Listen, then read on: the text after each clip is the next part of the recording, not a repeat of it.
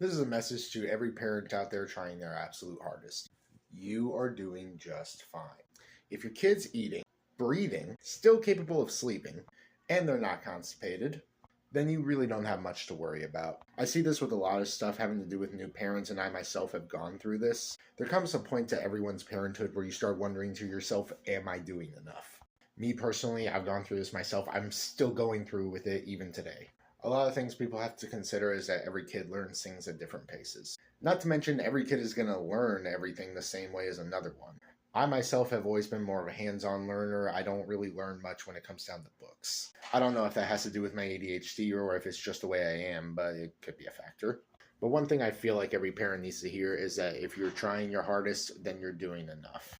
If it's something that you cannot help, like something medical, obviously there are professionals for that, and you should not feel guilty about having to take your kid to a hospital or asking for help for that matter. Every parent needs help at some point, even if it's just for like a half-hour break.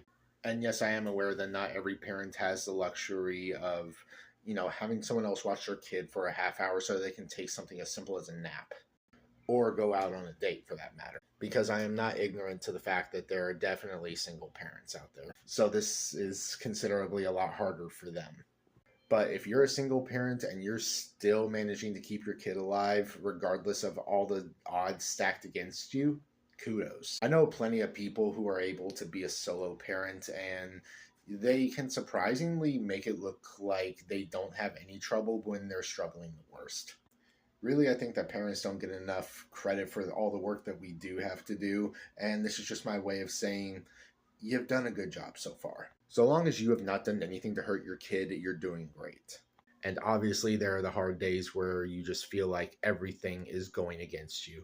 These days will come and they will pass. Just keep doing what you're doing, make sure your kid stays happy and healthy, and eventually things will start to settle down.